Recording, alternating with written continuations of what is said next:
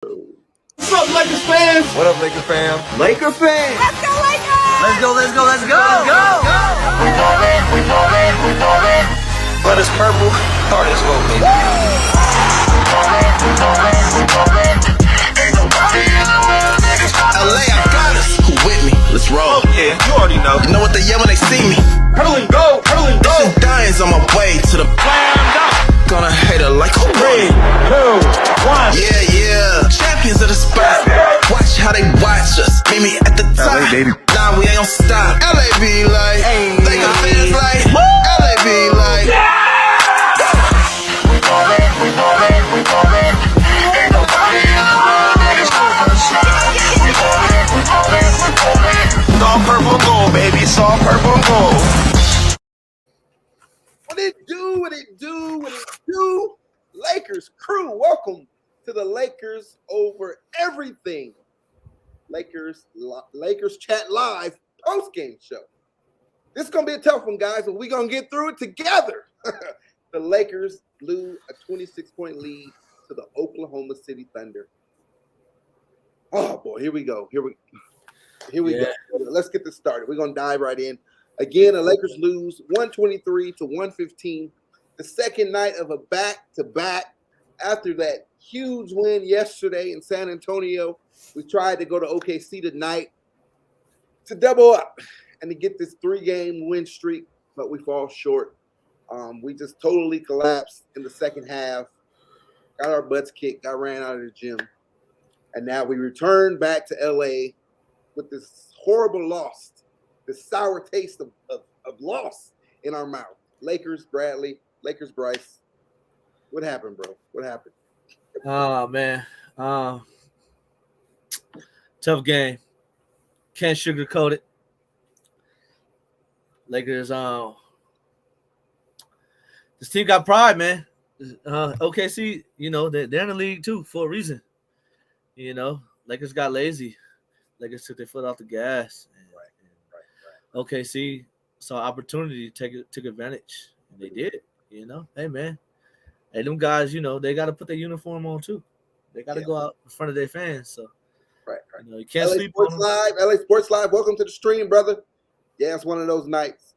It's one of those nights. We're going to have to get through this one together. Definitely. Tough one, but we'll do it. Right. Yeah. So let's run through the box score, and then we'll pick it back up, where we leave it off. Again, Lakers lose 123 to 115 to the Oklahoma City Thunder.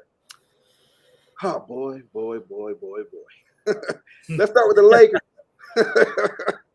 Kim Bazemore, he was in the starting lineup tonight, 28 minutes, 11 points, 4 assists, 2 rebounds. He actually started the game pretty hot, 3 of 3 from the three-point line, and then just fell off. DeAndre Jordan, of course, he was in the starting lineup, 13 minutes, absolutely nothing, 6 points, 4 rebounds. Malik Monk, 32 minutes, 9 points, 3 rebounds, 3 assists. Carmelo Anthony, 31 minutes, 13 points, 3 rebounds, 1 assist. Austin Reaves, 18 minutes, 2 points, 2 rebounds. Avery Bradley, 17 minutes, 13 points, 1 rebound. He actually played a solid game.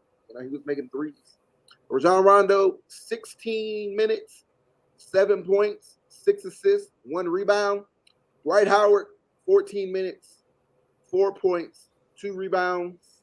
Anthony Davis, 37 minutes, 30 points, 8 rebounds, 2 assists.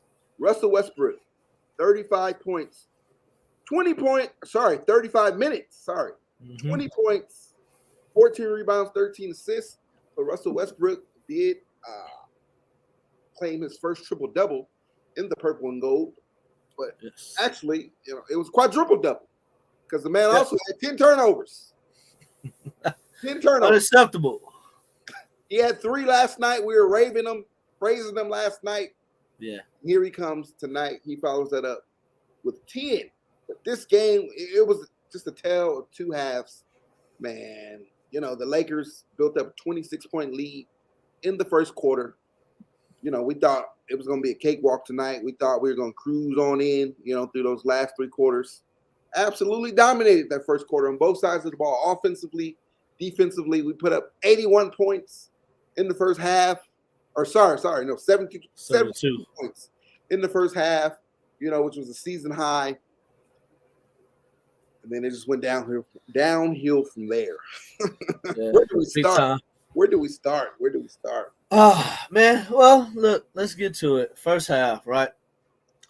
Like you said, Lakers started out great.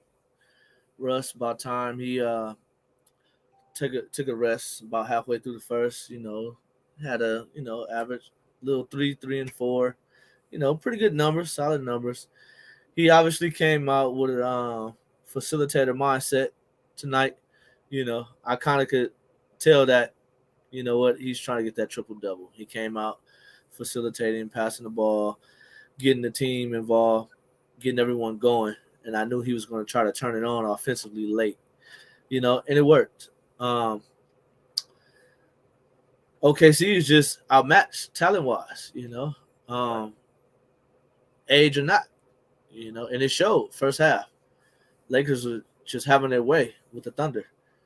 And they were coming out, getting buckets at will, Lakers was coming out, catching lobs all over the place. Right, everybody. They were just teeing off. Frank Vogel got a lot.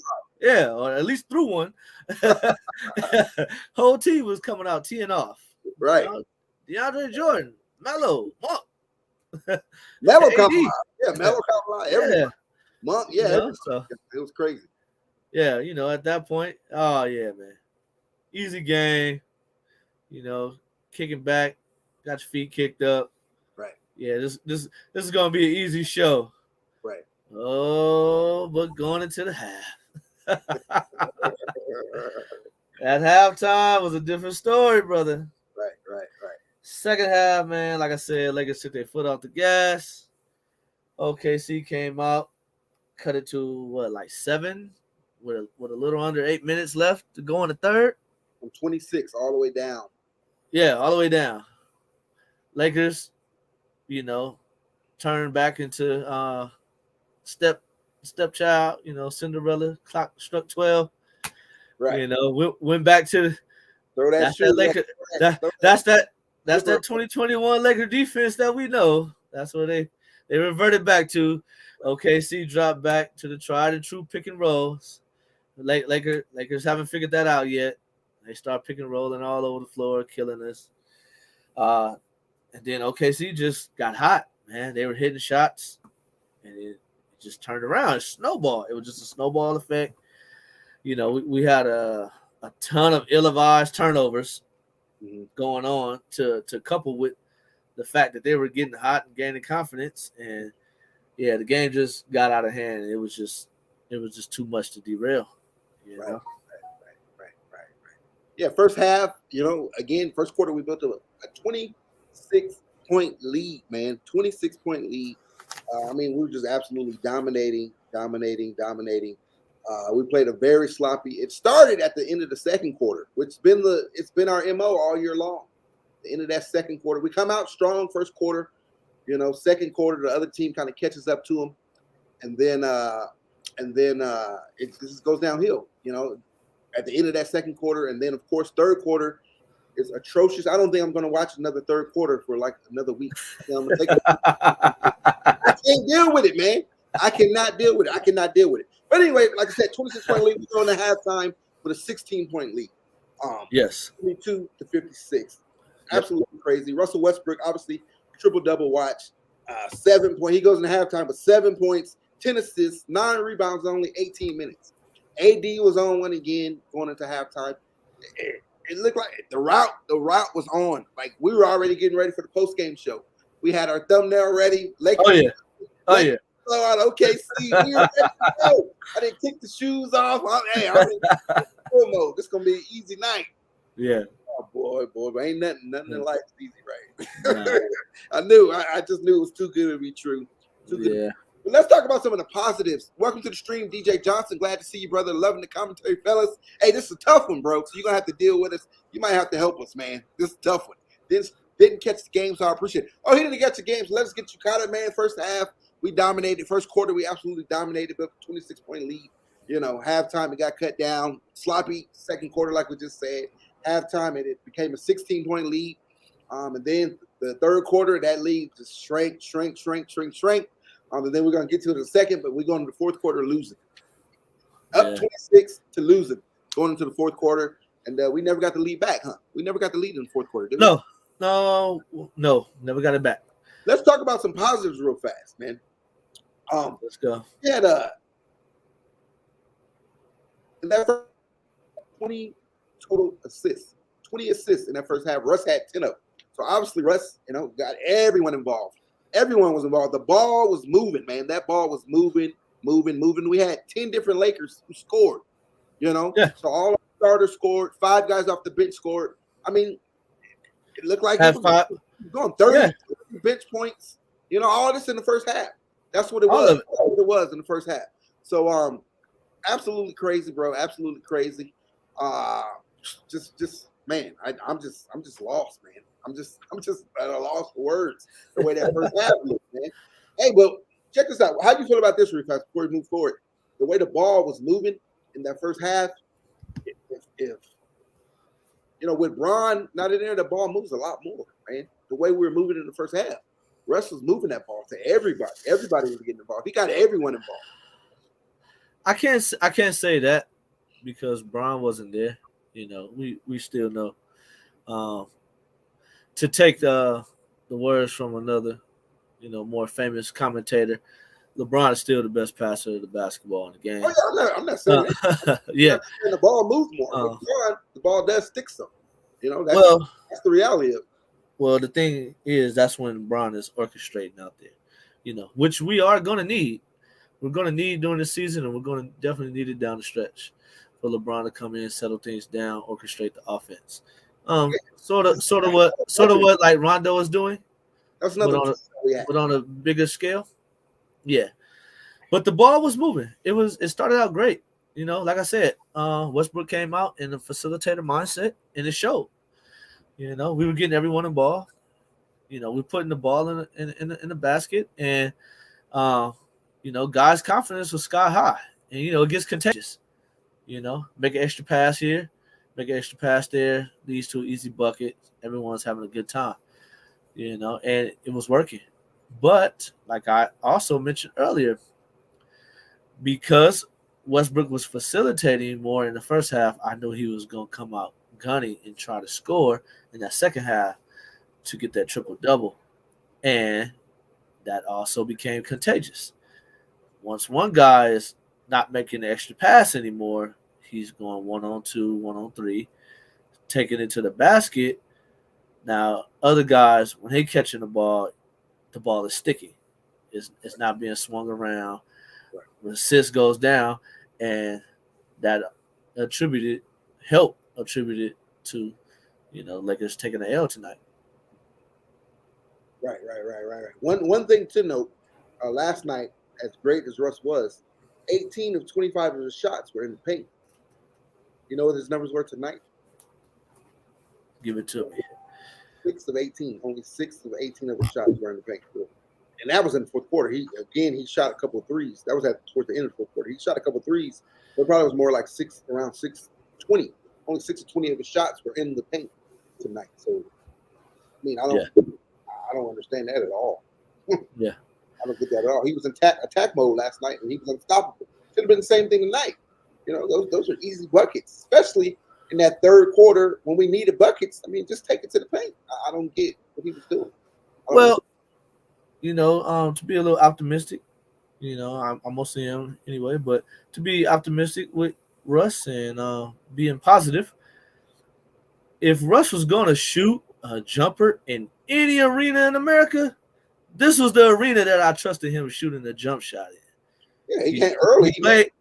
He played I don't know how many seasons there already. He practiced 11 every day. 11 seasons.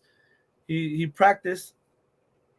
He practiced every day, hours on end, getting up extra shots after practice, extra work in that same gym. So, like I said, if I trusted him shooting a jumper in any arena in America, it would be in Chesapeake Arena.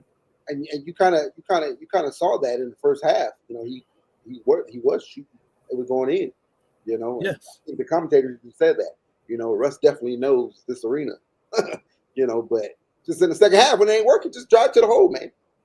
Well, he only got 6 shots, 6 to 20 shots in the paint. Like, hopefully this could get back to Westbrook some kind of way. Some magical person just happens to share this with him. It gets shared to his Instagram or something, and he could take this one piece of advice. I've noticed.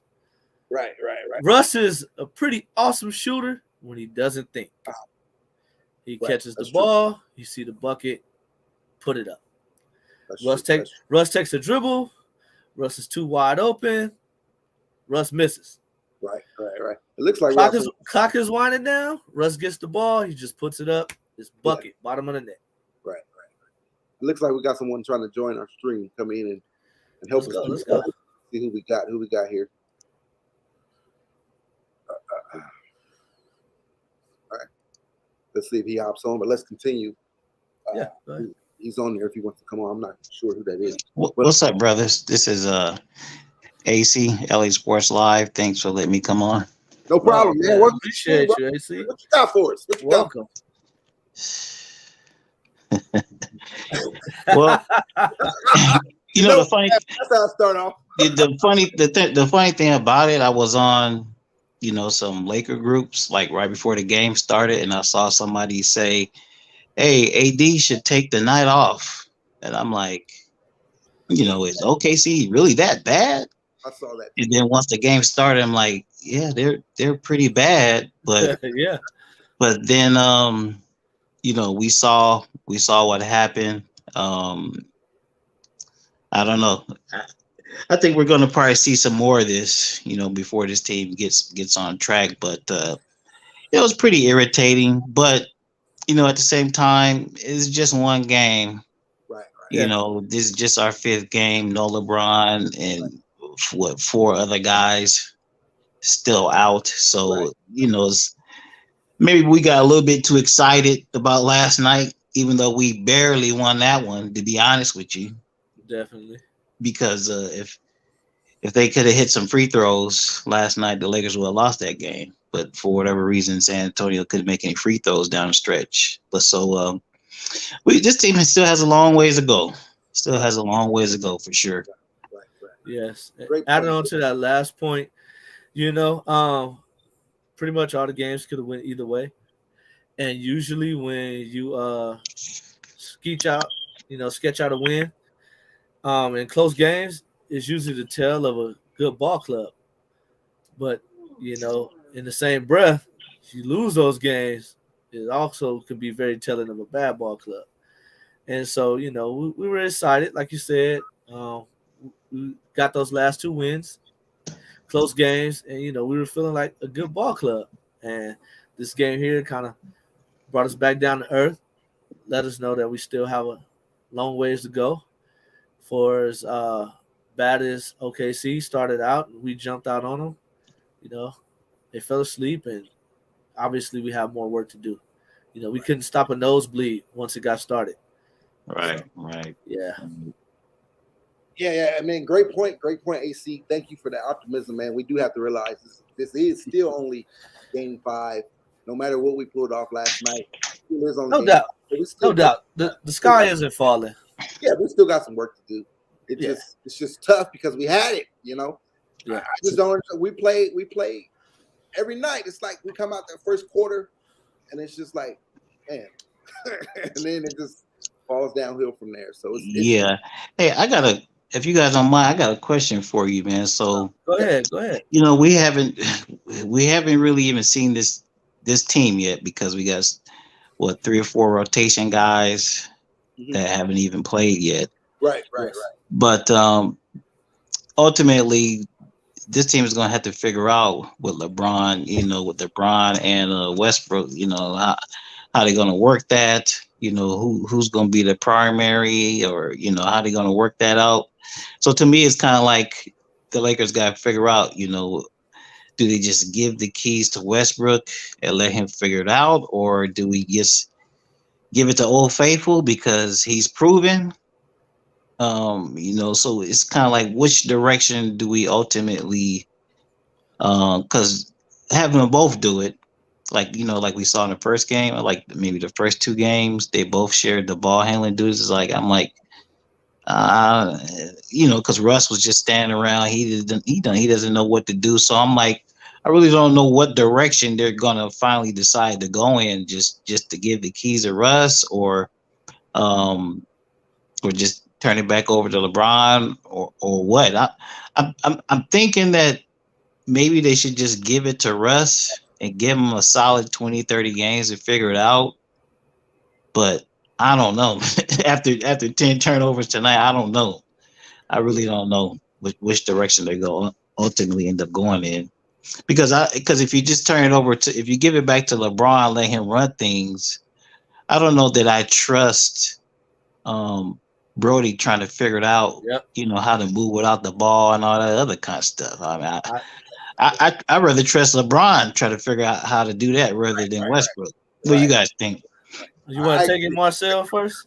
Yeah, I go first, and then we'll let you clean it up. I agree. I totally agree with that last thing that you said. I trust LeBron. LeBron can play with anybody. That's just his game.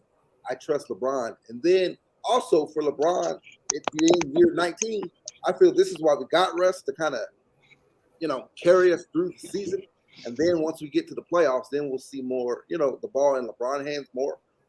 And then you see the style LeBron's been playing. He's been camping out at the three-point line. And I feel that's to allow Russ to get going, So I totally would let Russ do his thing. And then LeBron's smart enough. He's one of the highest IQ players, in the history of the business to do this. He'll figure it out, and he can make the proper adjustments. But I just think we need to, me personally, I would like to see Russ go and then, allow LeBron to, fit in. Yeah, fellas, I believe we're all on the same accord with that. I'm the same way. If we're going to figure out what Russ can be with this team, it's best to do it now. Right. Even when LeBron comes back. Not really worried about the standings. Of course, we did that last year. We ended up falling to the play-in game. So you don't want to be too lax. But right now, I believe if anyone can figure it out, like you said, it's LeBron. We could go with LeBron. Like you said, Old Faithful. Yeah, he could. Look, we all would love to see LeBron run point. That would be great. But Russ isn't your typical two guard. Right. So he could penetrate like a two guard, but no jump shooting ability like a true two guard. Right. So seeing that LeBron has came out to start the season, he's knocking down the tray ball. We know he has that signature little turnaround move that he's developed from the mid-range. So we're trusting his jumper a lot more. That'll kind of keep him. He's always been a person who scored majority of his points in the paint. But, in his older years, he has to develop a jump shot, of course, to prolong his career and to catch cap. So that opens up the hole for Russ to penetrate. Mm-hmm. So knowing that, I agree with you guys. I trust LeBron to be able to make the adjustment throughout the season of being off the ball and letting Russell be Russ. But when it gets down to the nitty-gritty, I also feel deep down that LeBron is going to revert to LeBron. He's the alpha. Russ has an alpha attitude, but LeBron is LeBron. And when it gets down to it, he's going to take over. He's going to take control. It's tried and true. And he's going to lean on what he's been doing since he started playing ball when he was a kid. He's going to make the right play. He's going to control the pace. And I believe he'll take over and facilitate and orchestrate and control the game. I don't know how Russ is. I'm not sure how he's going to adjust at that moment if he hasn't had time to work that out during the season. So we can get Russ going and have LeBron off the ball early in the season, but I believe at some point in time we have to put Russell in that uncomfortable game one position again, where, hey, you're the third option, or even if he's the second option, we can make AD the third option. And I think AD will be an easier third option. I really think 1 and 2 should go between far as decision making. Let's put it that way.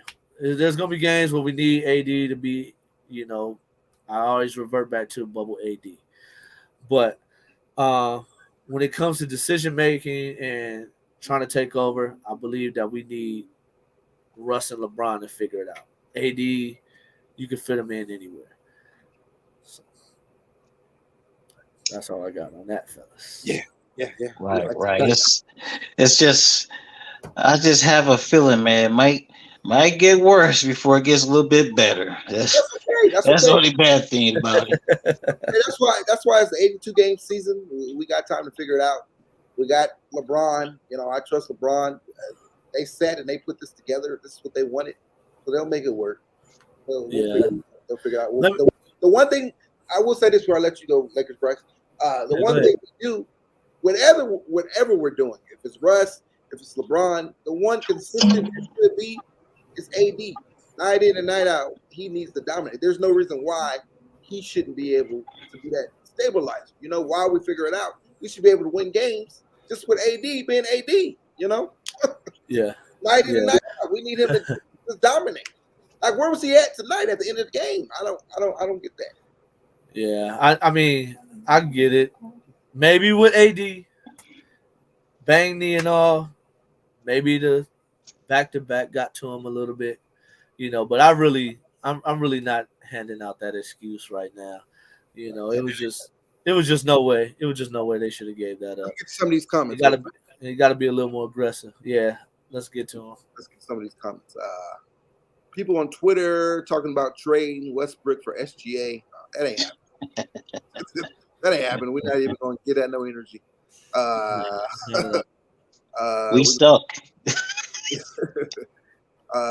Steven, welcome to the stream, Steven. Lakers going to find out what Katie and Harden left Russ.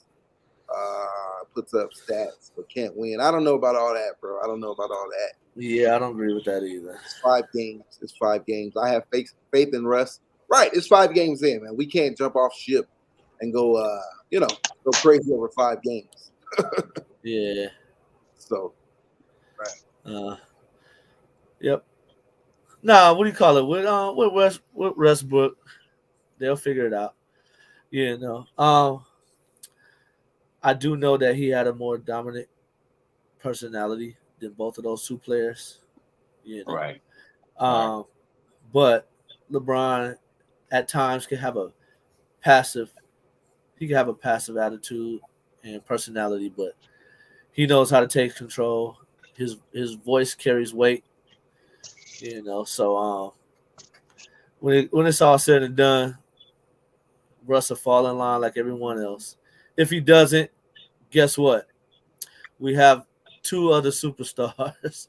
Right. Russ can get benched if he wants to dare try to become a cancer. He can get benched, and he'll find out his place in the pecking order. So but that's the thing, right? He's not. I mean, he's been in the league too long, and he know he ain't won. He's home. He doesn't want to be the reason why we don't win. He's coming to a championship team already. He don't want to be the one why we don't win. He'll fall in line. It'll work out. It's just tough. These are growing pains, right? They're growing pains. Every LeBron James team goes through them. Miami, Cleveland, they all go through them. That's what happens when you incorporate a new superstar. You got all these new players, and then one of them is a superstar. So it's all growing pains. And I think we all 3 would agree that Harden and KD aren't the leader or isn't the leader that LeBron is. So, not even close. Yeah, not even close. I'd rather follow AD. But I want to get to this one. I don't know about that, but but what do you guys feel? I've been here. I just came to this realization today, but I've been hearing a lot of people like on Frank Vogel saying his rotate, the typical stuff, man. They've been saying for years about his rotations and all that kind of stuff. And you keep hearing this thing about Rondo and Westbrook playing together, but I'm kind of like, he don't really have much of a choice. Half the guys are hurt, so he's just basically buying time till the other guys come back. At least that's just the way I look at it, man. Because I agree. when everybody was healthy, he straight up said, "Look, Rondo's probably not going to play a whole lot." So yeah, right. And Rondo, they had that conversation when we re-signed Rondo. Rondo said right. Some games he'll play, 15 minutes, and then other games he sit out 15 games and just be a coach. Yeah. That's why we got Rondo to be a coach, be a locker room guy. But I totally agree. He's short-handed. You can only do so much. I'm so glad you brought that up. I think, myself included, typical Lakers fan, we have our frustrations. It goes up and down. We want perfection. We're used to winning. We're spoiled. So when we see him not making a substitution in a timely manner, not slowing down an onslaught when we feel like he should, Also, a couple different type of players, we're going to get frustrated, but I believe he's still experimenting. It's no different than any other coach. And I'm gonna be honest with you, I experienced far more frustrations with rotations with Walton than I do with Vogel. Yeah. So I think and I believe what he's doing is he's, like you said, lack of depth right now because we have so many guys hurt and injured. And he's still taking the time to experiment. And sometimes it works. The one lineup that could be beneficial for us, like it was in the Phoenix game, can also get us hurt in a game like tonight. When we put in Russ alongside Rondo, alongside Melo, with the undrafted rookie AR-15 and Dwight, and they start knocking the 32-point lead down to 10. Mm-hmm. And then on the flip side, we have a team like OKC where we had them on the ropes, then we let them gain confidence, and you put that same lineup in, and they just couldn't do anything about it. Young guys just started running around, and they had a spark in Dort on the defensive end because that's his forte, mm-hmm. and it was just nothing they could do about it. That lineup didn't work. A couple of lineups didn't work. So it's gonna be an ongoing experiment, but I believe they're gonna get it right. They have the pedigree to get it right. They have the coaching staff to get it right. They have the talent and experience in the players to get it right. And I believe when it's all said and done, Lakers are going to, they're going to be one of the teams in the end to be dealt with. Right. Right here, Frank Vogel comment, in his pressures tonight. He says these type of losses are not fun in the moment, but says it'll sharpen the Lakers in the long run. That's exactly what we're talking about tonight. Exactly. Tough loss, but it adds character. We talked about it in the first quarter. We were dominating off air. We said this is in the watch, but then he said it's good to see them dominate because it's going to build chemistry, and it's going to build confidence, right? Well, this loss should do the exact same thing. When you give up a big lead like that, it should build chemistry. You should bring these guys closer together, and we can't have this. We can't, we got to do better. We got to be better than this, Yeah, that's true. Because the last thing this team needed was a blowout victory. Because, I agree with that. Because we're not that good yet, bro. We're just not that good yet. We're not whole yet. So I'm like, yeah, maybe it is better that they lost this game. So maybe they can kind of, hunker down and not get too big headed and just. What really irritates me because since Vogel's been here, that staple has been the defense, and the defense is gone. The defense is gone, bro. It just We just until we get the players who were supposed to be back. I mean, be our defensive players like Ariza and Nunn, Yeah. and they were banking on THT. We're just gonna have to outscore people, man, because the perimeter defense is shot because Not there at all. we either traded it all away or let it walk. So until we get all our guys back and hopefully they're able to catch on with the rotations and all that kind of stuff, we just gonna have to outscore everybody. That's the way it looks to me. Right. Yeah, Well, definitely Rob, something would open Rob, up my. Oh, go ahead. bro. Glad to see you, Rob. Hey, man. Yeah. I feel you. Go ahead, Bryce. Oh, I was just gonna expound on what he was talking about. Man, AC. Something that I feel like it got exposed to me on Vogel's system. It's either it's his system and he can't quite run it because he don't have the personnel that he used to have, or he's trying to just implement a different scheme in that system. Because the last 2 years, I thought that the strength of our defense was, hey, we guard the perimeter and funnel everything to the big guys. Right. But it seems to be maybe the strength of our defense was just our perimeter defense, and maybe the big guys was just icing on the cake. I don't know. Yeah, that's what it was. Yeah. Yeah, because the big guys aren't providing much resistance down low. We're constantly getting outscored in the paint out of these games. When we're playing DJ or a 5 in there, AD he's doing a lot better when he's at the 5. Defensively, being that safety net, and what we just said, we look a lot better with just AD on there. When we're playing the center, it's not. We're having these struggles, Well, look what happened last night in the fourth quarter and overtime. Now it was primarily AD in the middle, and what's the guy who was getting off for the Spurs? We may look like an all-star. He was doing all that on AD, but it wasn't really AD's fault. It's just because the perimeter D broke down and he had no help, no weak side help or nothing, and it just looked bad. So I think Bryce, what you were saying, man, it was really our perimeter D with our guards and our wings that kept us in these games the last couple of years. Yes. Well, now we have a whole new front court. I mean, I'm sorry, we have a whole new backcourt. Yep. A whole new backcourt, and it's like, Monk, I love him, man, but he still hasn't got it down with the rotations and everything. So it's just definitely going to be a work in progress. That's why I just say, man, we're just going to have to outscore everybody, bro. We definitely have to change it up.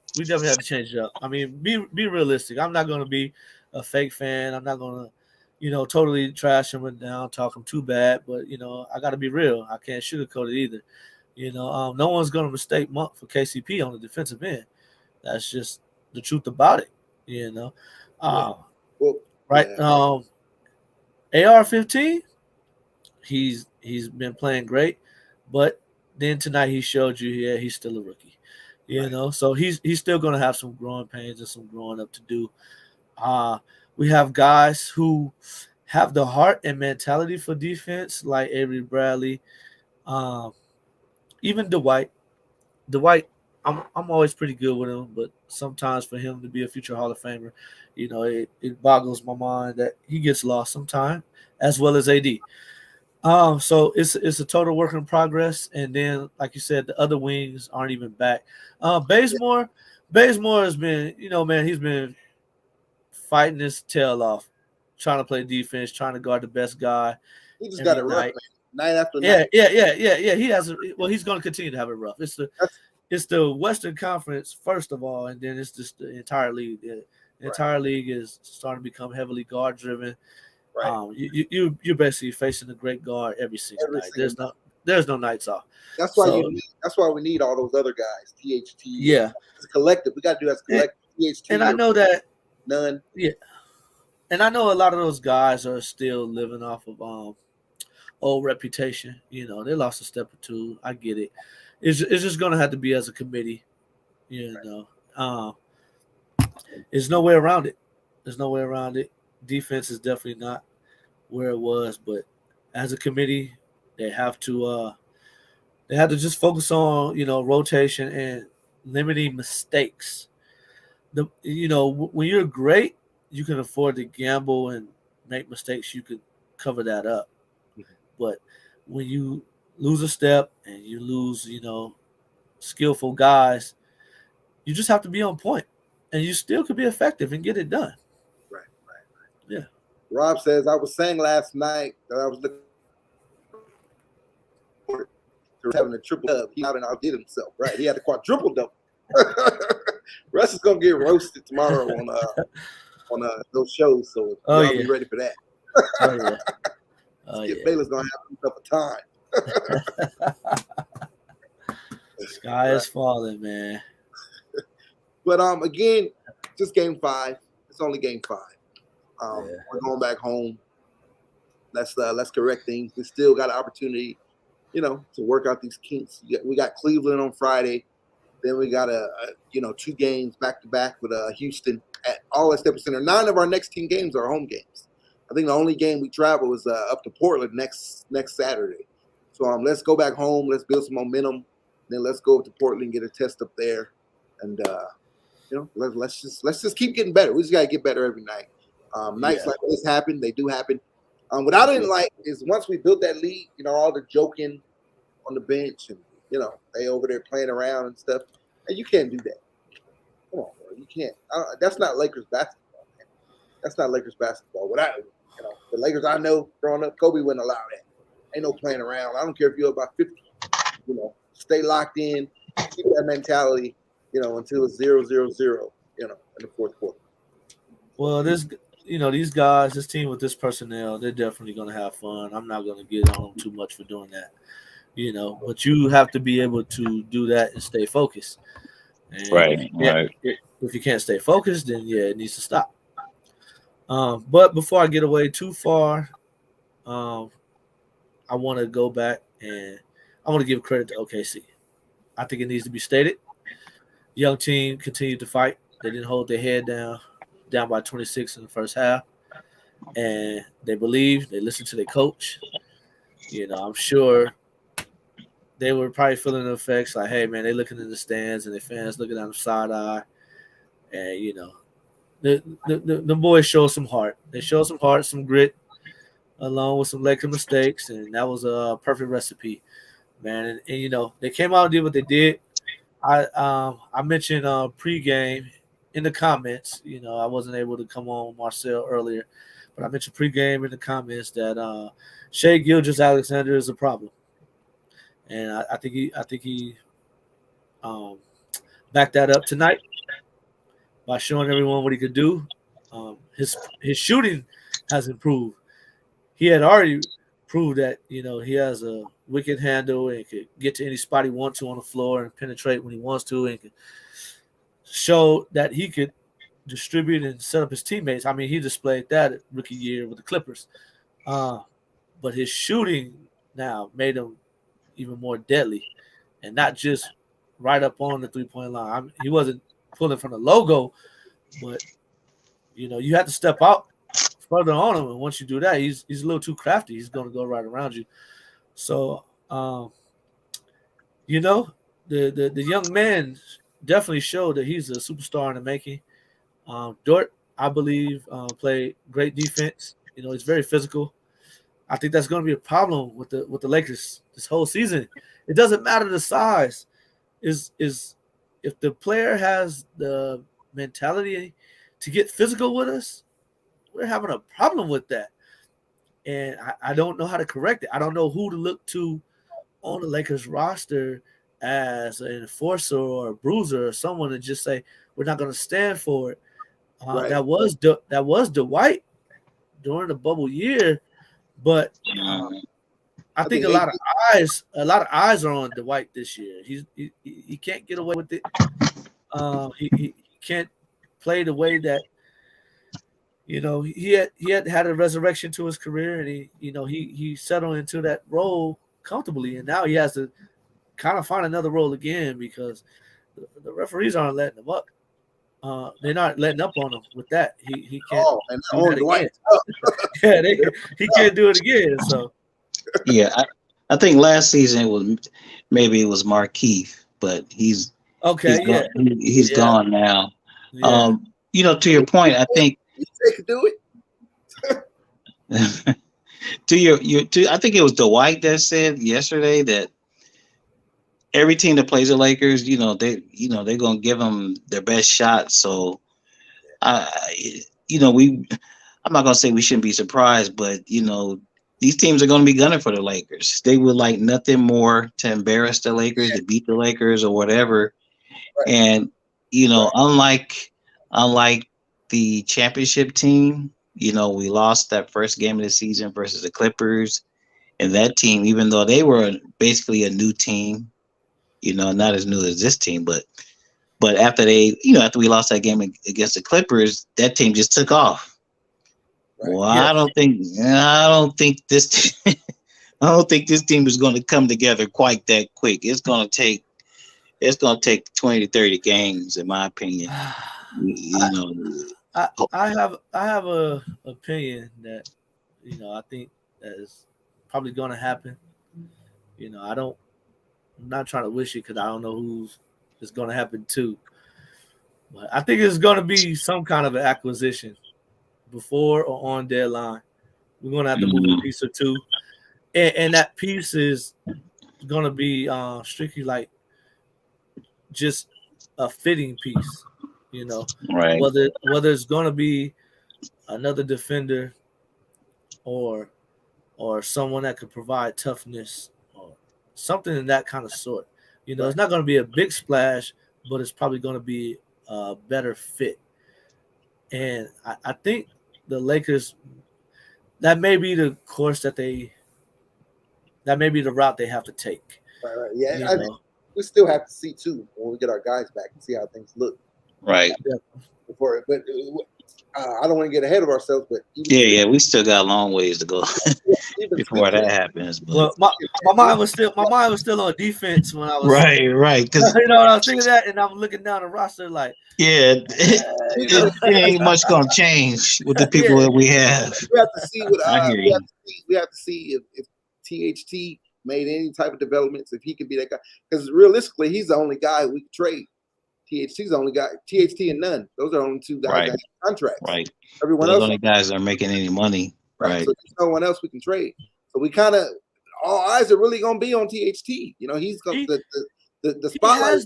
He has the ability. We have to see what he's going to be, because if he's not it, then he's going to be moved. But he has the ability. Right. The ability. It's just someone needs to pull him to the side and say, "Hey, young fella, this is what we need from you this year." And they said they did that. They said they did that. They told him they needed him to be. He needs to be the one on all these guys, Ja, and all these guys that Bazemore is guarding. That's supposed to be THT's job. That's what they told him. Rob, I heard something. I heard someone talking about Patrick Beverly, but I didn't know about that. Oh, God. Yeah, I don't want Beverly in a Lakers uniform. but overall, we'll cross that bridge when we get there. Right. But it's just something that comes to mind. Right. When you think defensively, and now we're having struggles. Yes, we don't have everyone suited up at the moment, but like you said, we don't see a savior really. When you look down the bench, just being real. Yeah, we don't have a savior over there in street clothes that we like. Yeah, we can't wait till you get back to lock this guy. So it's just something we'll cross that bridge when we get there, though. Right. Tough loss tonight, but we're gonna bounce back on Friday. We're back home against the Cleveland Cavaliers. We don't know if LeBron James is gonna be play. Well, after tonight, I think LeBron James will play. He's listed as day to day. He was shooting. I saw some footage of him working out, with Phil Handy, before tonight's game. So we'll see. But a night like this, we need LeBron to get his, rally his troops, get those guys back on track. So another challenge. I would love another to see challenge for the Lakers, definitely. Yeah. Yep. I'm sorry, I may be skipping a little too ahead, but another young team. Since you brought up Cleveland, another young team, young guys. They're gonna get after you. They have the bigs to compete with us, and Jared Allen and Evan Mobley, a good young prospect. So it won't it won't be a night off. Won't be a night off there, and they have young scrappy guards that will give our guards all they can handle. They bring in. Test. That's a good test. Yeah. Young Bull comes into town. Colin Sexton. He hangs his hat on defense, and he added a little bit to his jumper, last year, and then he kind of hit a cold streak. Maybe it was luck, I don't know, but he still just finds a way to put the ball in the basket. Garland is a problem when he heats up, and Okoro. So look, we look at the schedule and it looks easy, but you still have young, talented guys. It's just that we're catching them while they're young, because these same guys could turn out to be a problem, 3-4 years in the league. So it won't be a night off. We looked at OKC. Don't forget Ricky Rubio. He always causes problems. Yeah. Rubio, veteran, he's gonna be solid. We know what we get out of Rubio. I think the word is out. You just pack the paint on Rubio. He always like his problems. Yeah, but the other guys, they're young, but they're no joke. They're scrappy. They took it to Brooklyn last season. Twice. Right. Twice. Right. So Rob said everybody's young but us. You know what, man? That's why I couldn't understand. People were saying, "Oh, this Laker team." I'm a Laker fan, but like people were saying, this team, they're gonna win 63 games. They're gonna win 65 games. I'm like, bro, I don't think so. It's gonna be a slow, and they don't want to. I don't think they want to do that. No, not at all. You hear LeBron he's always been a guy who likes, he likes the challenge. He likes the work, the work of the season. He always his teams always start out slow and they build, to that. So right. I'm not caring about no 60 games. I'm not even caring about the seeding. Just let us be 4th seed, 5th seed. I don't want to be in no play-in tournament. That's for sure. But 4th seed, 5th seed, and we'll go from there. We got someone else who wants to join the stream, Jeff Lake Show. So let's get him in here. Again, anyone else wants to join, you just the link is there. So let us know. Then we'll try to get you guys in here. But welcome to Jeff Lake Show. Come on in when you're ready. Hey, how's it going, man? Hey. All right, how's it going? How's it going, Jeff? Hey, man. Glad to have you. Hey, man, I'm doing great, man. Man, that was probably like one of the worst games I ever watched. I agree. Yeah. I agree. Wow. We blew like a 26-point lead. Right. In the second half and stuff, and man, like crap, man, I just freaking noticed and stuff that the Frank Vogel, that dude has the worst like rotations I have ever seen in my life. I don't know, what the heck he's doing, putting Carmelo out there and stuff. I mean, oh man, a lot of people don't realize and stuff that that dude Carmelo is a liability. Man, on the freaking defensive end, especially on the pick and roll and stuff. Hey, that dude gets killed in the pick and roll. And yeah. Does and stuff. And it's just I feel like the Lakers on this, I don't know, what happened to the AD and stuff. The guy's not hungry. You know what I'm saying? Yeah. The guy's not the motivating stuff this year and stuff. And the thing that shocked me. The thing that shocked me and stuff is that he had 8 rebounds. I'm just like, man, bro, you're 7 feet tall, man. Come on, bro. Man, you could get 15 to 20 rebounds, man. Exactly. That's why we're babying him, man. Starting or Jordan or whatever. No, go sit on the bench. AD, get to the 5, man up, and be what we're paying you to be what we need you to be. We can't for sure. Baby in this man. Oh yeah, for sure. Also another thing, Regarding our like the perimeter defense, we are terrible on the perimeter this year. I guess like just the losing like the KCP and the Caruso and stuff really like the weaken our like the perimeter the defense and stuff and like it's just like this freaking like this oh my god this just OKC team, they are a freaking JV team. Like, we should be freaking cooking them Yes. Like by at least like the 40 to like the 50 points and stuff. Like, they have so many freaking young guys on team. Like their freaking oldest guy was freaking Derek Favors, and that guy's not even good anymore. I'm sorry, man, but that dude's like the oldest man on the team, my brother. But Yeah, for real. and man, I'm just so disappointed and stuff. We literally like freaking lost to like an overseas team. Like that's how bad it is. I'll actually put it out there. Like that freaking OKC team, it is the overseas, the Russian team. So that's how that's how disappointed I was personally. And man, it's just like our like interior defense, bro. Like so many people are having a free lane to the basket. We should be like freaking blocking shots the whole game, But the problem is, it's just like I don't know, like what happened to freaking just the AD and stuff, man. The guy doesn't have that hunger on the defensive end and stuff. The guy's not hungry. Right. He's soft. That's He's the soft, one man. That guy's a that's baby. the one that bothers me the most. That part of the defense, that's the part that bothers me the most. I can understand all the other. Man, you made a lot of great points, and I can understand all the other great points. Yeah. But the change in AD, I don't have an answer for it. That's the one that just boggles my mind the most. And I mean, we just have to. That's the one that we just have to wait it out. Wait it out and see. We have no explanation for it. You're gonna have to click sooner or later. Yeah.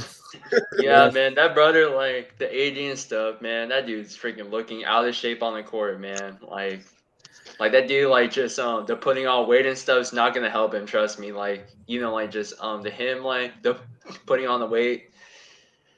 I think it's gonna make it worse and stuff. The guy's more like the injury prone and stuff. The weight wise though, if he puts on like 20 pounds, and that's not too good in my opinion though. It's just like it's just I don't know what's up with the the AD and stuff, man. I think too much ice cream or like burgers. I don't know what he's been eating, man. The guy's been eating the cookout meals, man. So no, Jeff. I made that point on a prior show that putting on weight doesn't always work for everyone. Yeah. I remember a season. I can't tell you the exact season, but I remember a season when Kobe put on somewhere from 15, 20 pounds of muscle or something, he said, because he had got knocked around the season before. And he put on muscle, and he said he felt like he was playing with bricks on his feet. Sure. He didn't have the explosion. He didn't have the quickness to go around players, but he had the durability to take it to the paint and get knocked down. That was the only plus, but it was hurting the rest of his game. Sure. And I believe it's the same thing with AD. Now, of course, I can understand AD trying to put on size to stay healthier, and him saying, well, since I'm a little bigger, I have to play the 5 and all that. But one thing with me, he looks out of shape. And I think it's the extra weight. His body doesn't know how to carry that weight. I still go back to this, man. Some people don't like it. I still go back to this. He started out a guard. He started out a guard, and he had a growth spurt. And all of a sudden, he became a big man. He was and he was a thin guy. We all seen the old pictures of him with the Coke bottle on. He was a thin guy, so he didn't grow up carrying around that weight. You know, so him having that weight now, it's a huge adjustment for him. Right. Oh yeah, for sure. I mean, like regarding like your the statement stuff about the weight issue and the putting on the muscle and stuff. It's just that you could tell that like the AD's having that the so-called the beer belly. Low key, if you're watching the game, he's having that beer belly, man. So I think he needs some Pepto-Bismol, man. He needs some Pepto-Bismol, man, to lower down the blowness, or the guy might need to see a GI specialist. I don't know, man.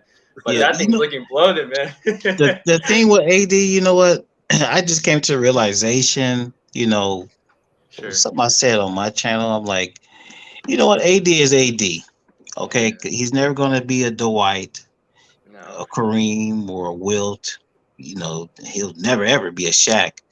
So he's the player that he is. Right. So I mean, like a lot of people diss him about all the jumpers and the little, all the little stuff that he does. Look, that's just his game, man. So Right. it is what it is. But I mean, I know a lot of people want him to play the 5, man. But if you got guards running into him and knocking him down, then he go. You know what he does. I don't think there's no way. I don't think there's no way in hell he could play 35 minutes a game at center. Yeah, he wouldn't last long, bro. I don't think he would really last long, and that's why nobody's ever done it with him. The best thing is just for him to play the 5 and flashes. And that's why he always wants big centers. That's why he wanted the White back. That's why he wanted Boogie. Yeah, that's why he had Boogie in New Orleans, and then he brought Boogie here. The Boogie got hurt. I mean, that's why he always want these big guys with him, because that's just not his thing. But and I guarantee he signed off on DJ.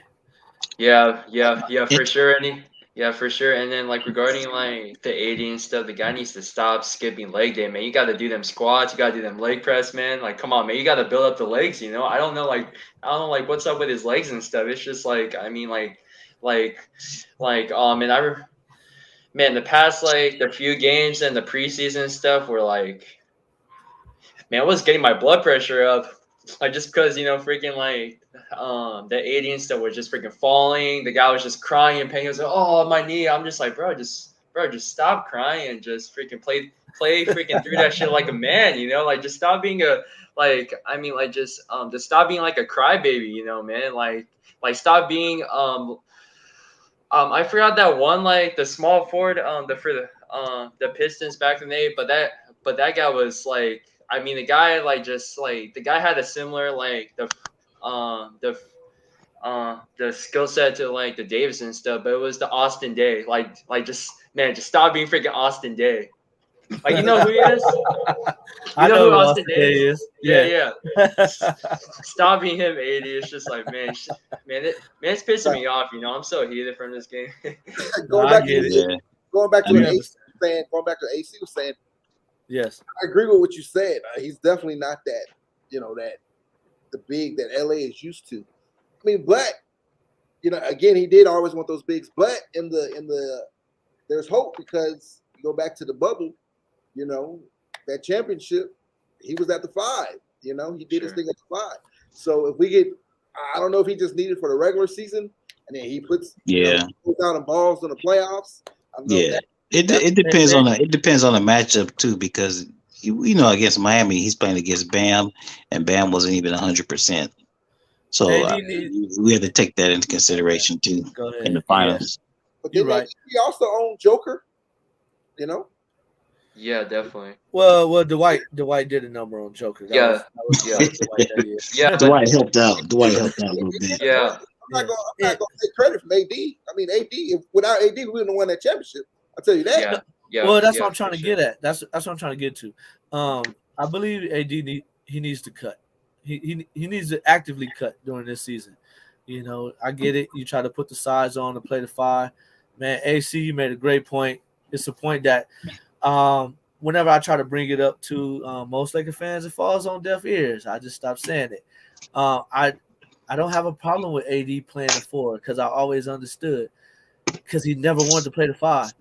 If a person doesn't want to play that position, he's not going to do well at that position. Right. He wants to play. He wants to play the 4. He has a natural advantage over other players at the 4. Definitely. And it's too much to ask. We see it now. It's too much to ask him to bang on one end and then get us 30 plus on the other end and get us 15 rebounds in total.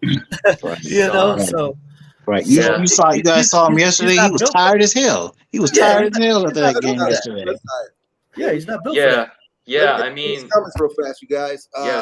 Sure. Let's see, Rob's going in over here. Yeah. AD grew 30 inches in 2 years. This is a good one, Rob. AD reminds me of Paul. We love him. Powell, sorry. We love him. Yeah. He's great, but we just want him at the next level.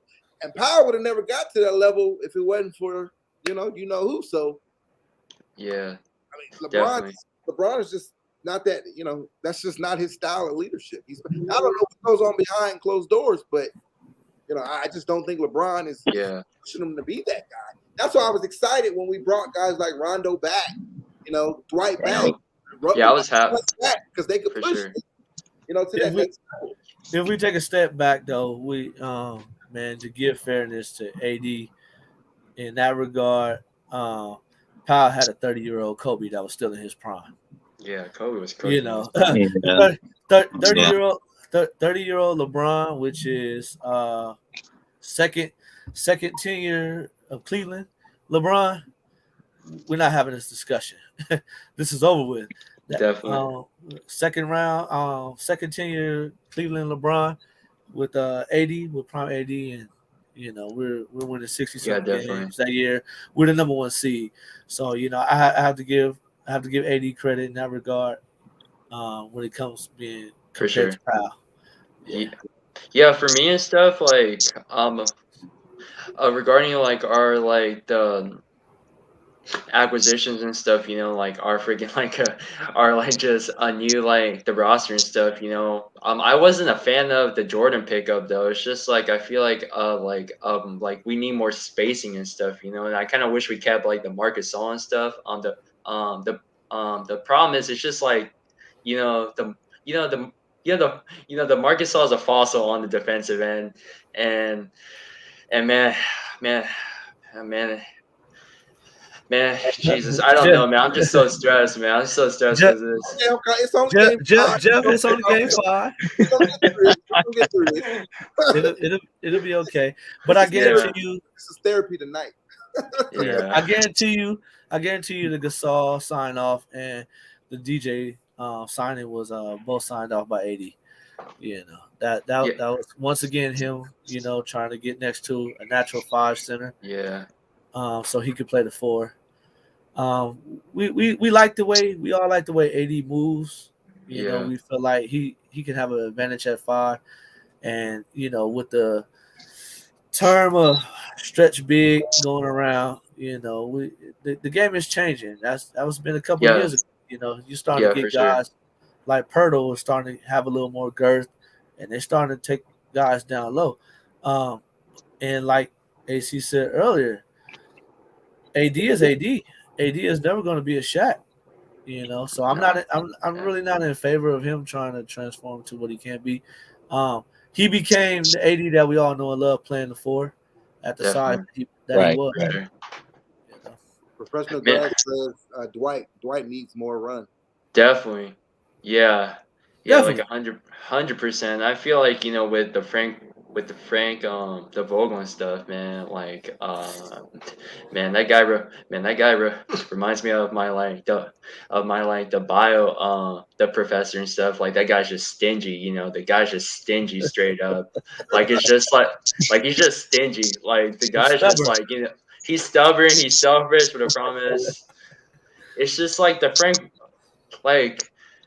I don't know. It's just like our the offense this year's gotten better and stuff from like the last year and stuff. It's just like our freaking defense is like it's like a high school team's defense, Like that's how bad it is. It's like a run and gun defense, I'm sorry. Yeah. But I'm only worried about the offense when it comes to LeBron and Brodie. Right. With them gelling. That's the only part of the offense that I'm worried about. Yeah, everything else. The defense. I feel like we have the capable players. We know that they know the game in the scheme. So it's just mind-boggling that they're always out of position. I understand being a step too slow a little bit when you get a little tired. It's easy to do it like we do in the first quarter, but. So I understand that it's going to come down a little bit as the game wears on, but sometimes we have total brain farts out there, and that's just the part. Yeah. I mean, like they call us the oldest team in the NBA. Like we got the AARP, like the squad on our hands too and stuff. So. Yeah. But I mean, like the funny thing is, like we don't even have our full team yet. I mean, like we got to keep in mind.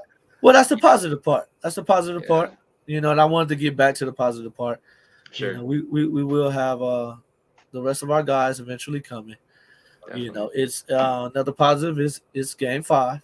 Right. And this is happening early, and we have time to work it out. Yeah, but yeah. AC and Jeff, give us one more final thought, and then we're gonna let someone else wants to come in. Go ahead, you guys. AC and then Jeff, give us one more final thought, guys. Yeah, I'm pretty much done, guys, man. Salute to you guys. Appreciate you. Let me come on, man, and I'll definitely will be back. Go Lakers. Anytime. We appreciate you, AC.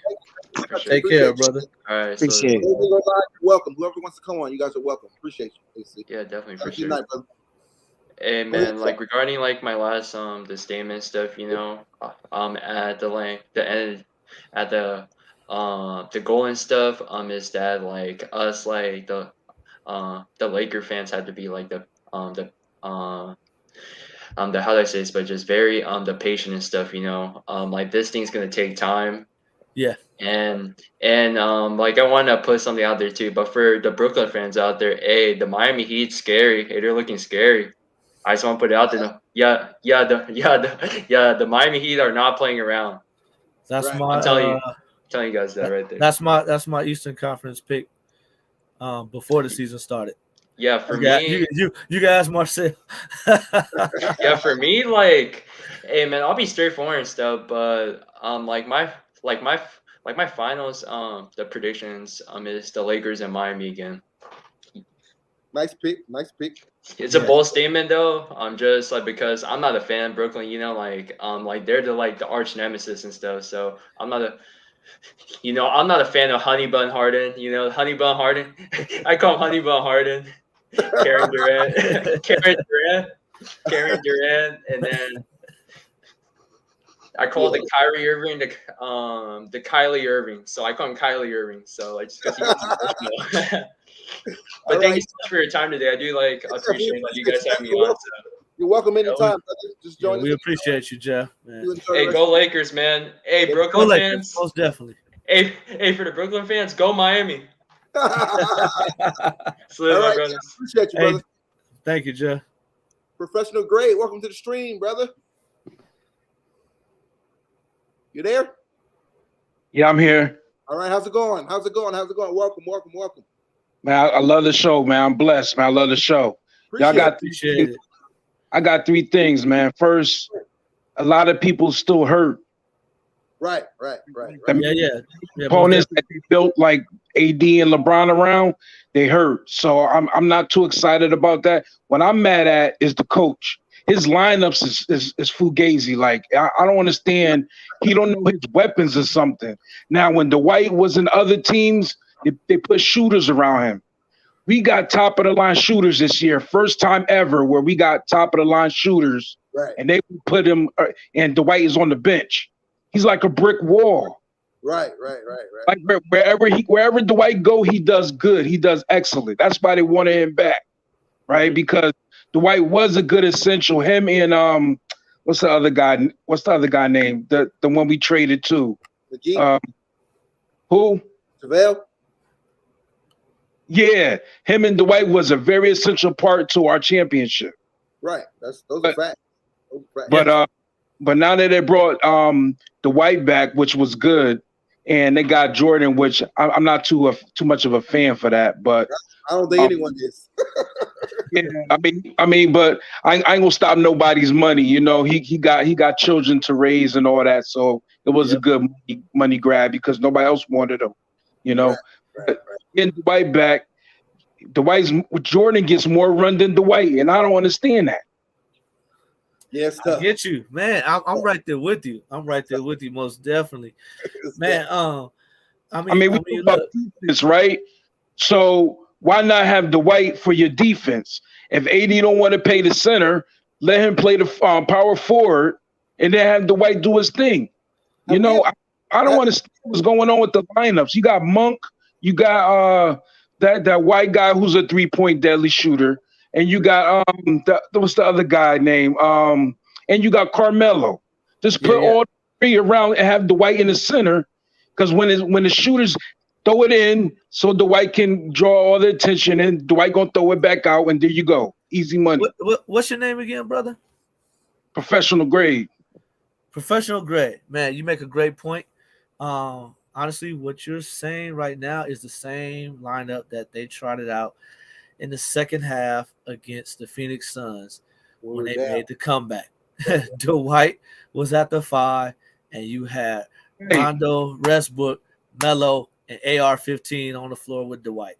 Right. And they made the comeback.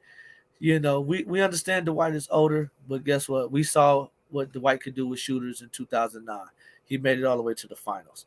I believe that is a good move. It's something that Frank needs to experiment with, and he needs to experiment with it early.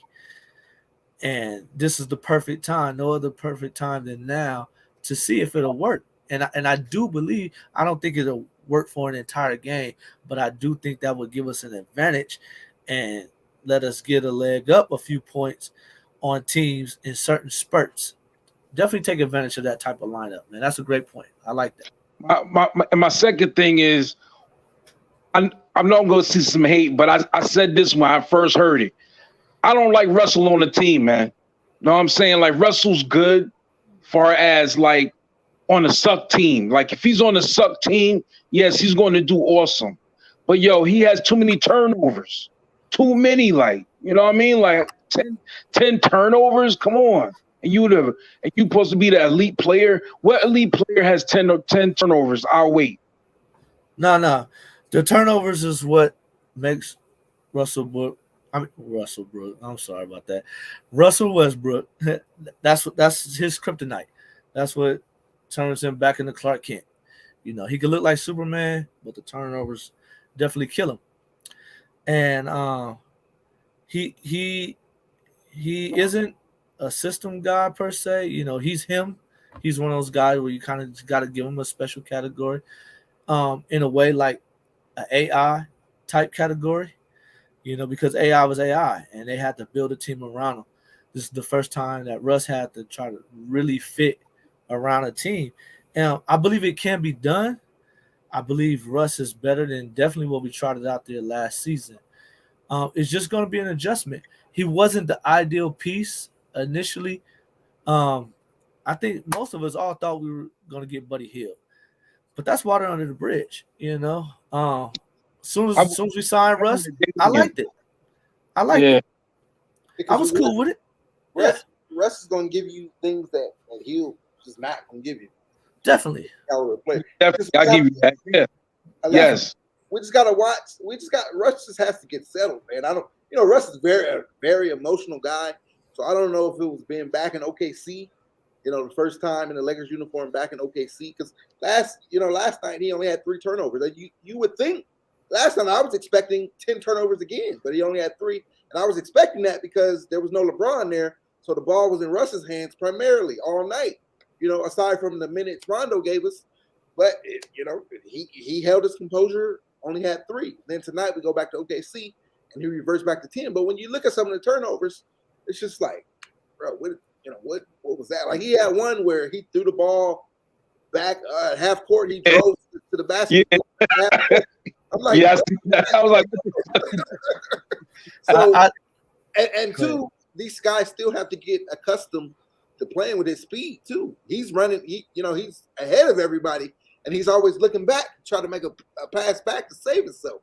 So, I mean, it's going to take time, but I hope we can cut those turnovers down, because if not, then I'll ask a question. When has Russ ever had a vet or a quality vet in his career? Yeah, he never had it. He never had it. He had to learn. He had top of the line players though. He had Harden. No. What I'm saying, the point I'm trying to get at, Pro Grade, is he never had that person that could pull his card and say, "Hey, slow down.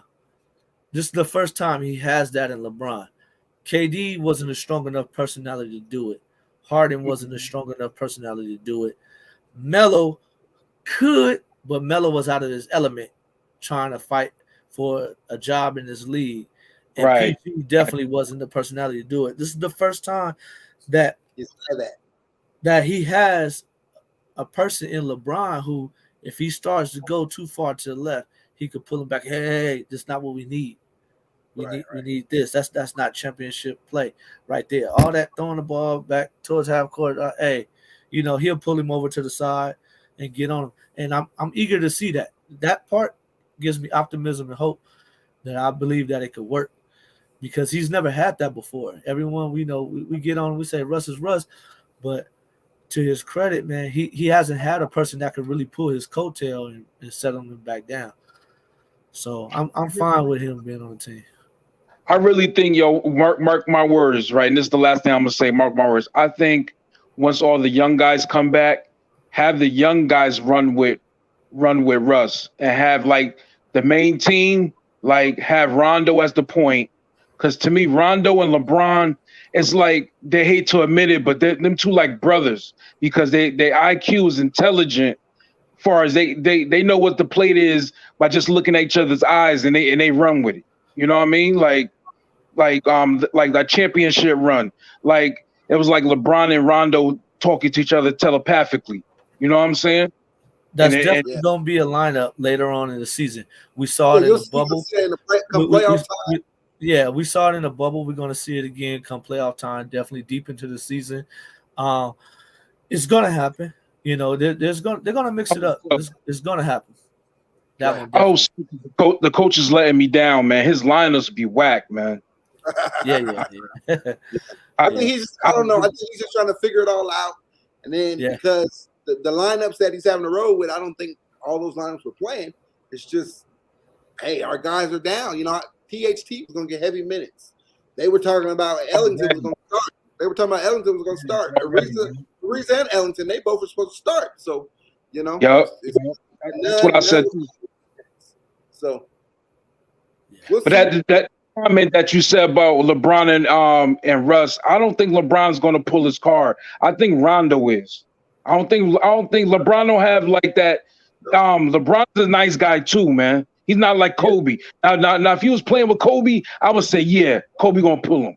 But LeBron, I don't know, man. But maybe Rondo is. But LeBron, he's a nice guy, man. He doesn't have like a killer instinct like Kobe and Jordan or something like that. You know what I mean? LeBron definitely wants to be a friend, but LeBron definitely knows how to relate to everyone. You can just see it. He's one of those guys. He could spark up a conversation probably with a tree.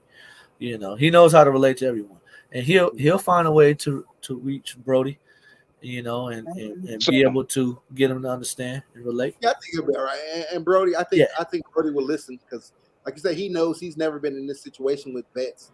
All these guys around him. He doesn't want to be the reason why it doesn't work. He knows he hasn't won. He knows what he needs to do. Rob, really fast, it's really hard to say how any Laker will fare with being on the Lakers. There's no pressure like putting on the purple and gold. Those are facts. But we see it every year. We get all these shooters. They're sharp shooters, and then they come here and they freeze up. We see it every year.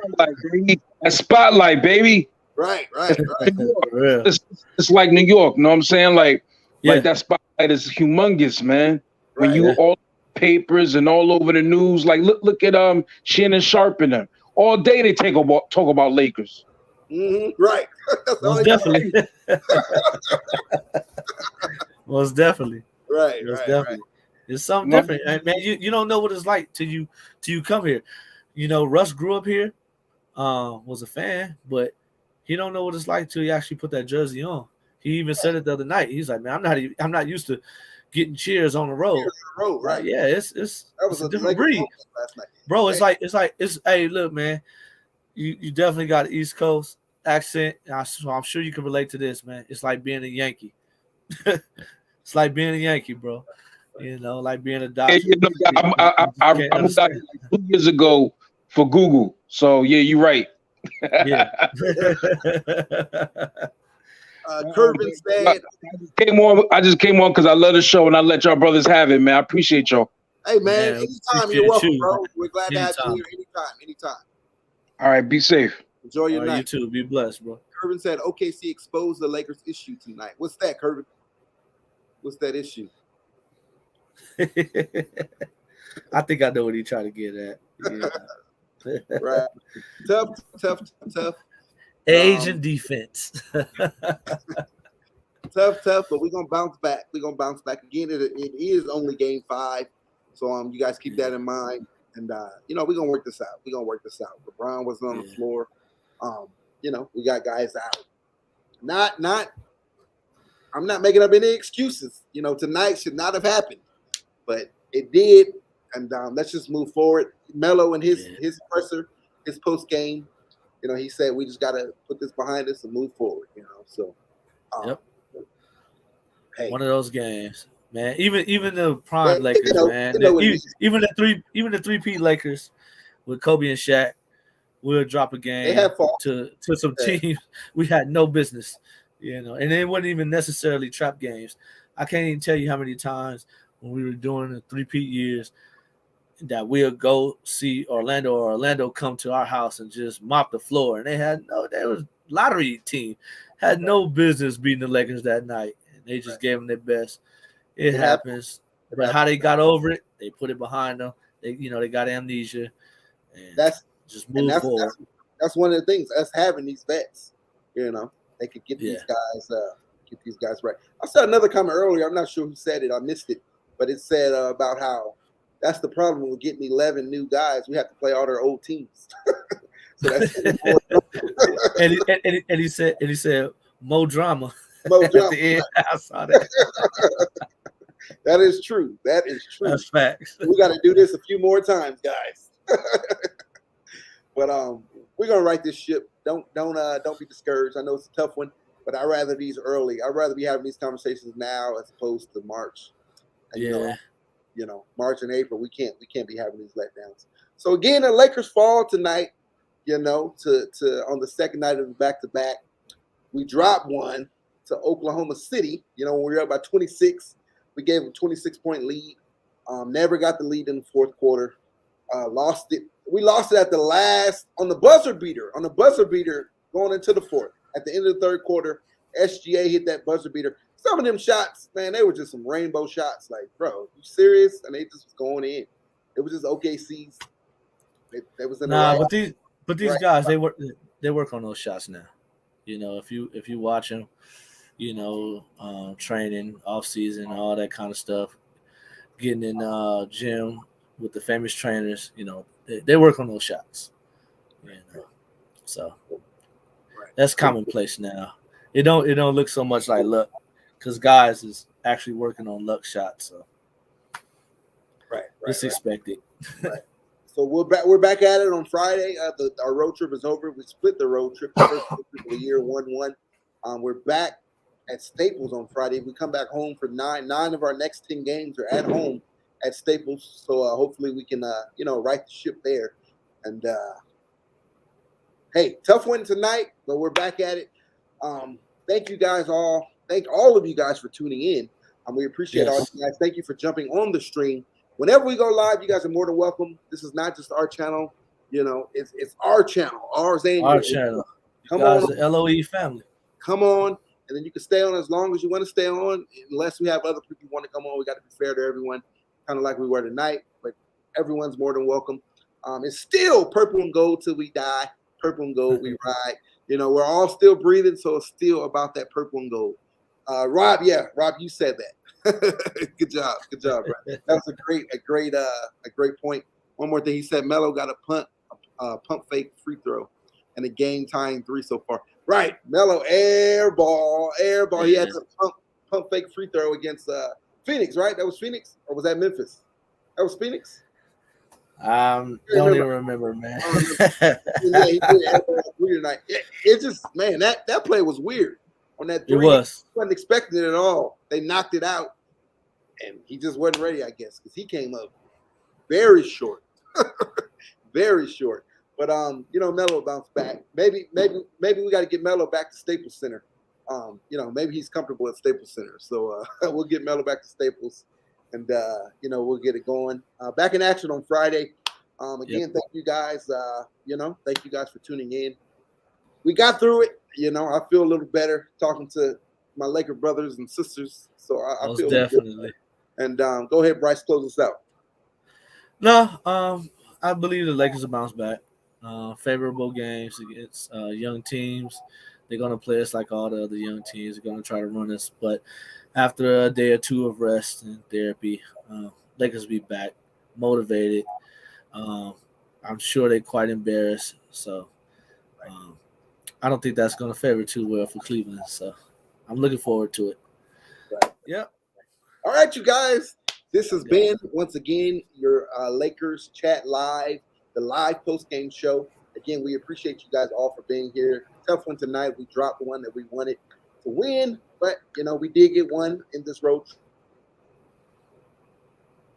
One that we're back at on Friday night. You guys have a great rest of your night. Have a great day tomorrow, work, school, whatever you got to do. You guys stay safe. And still, purple and gold. Till we die. Purple and gold. We ride.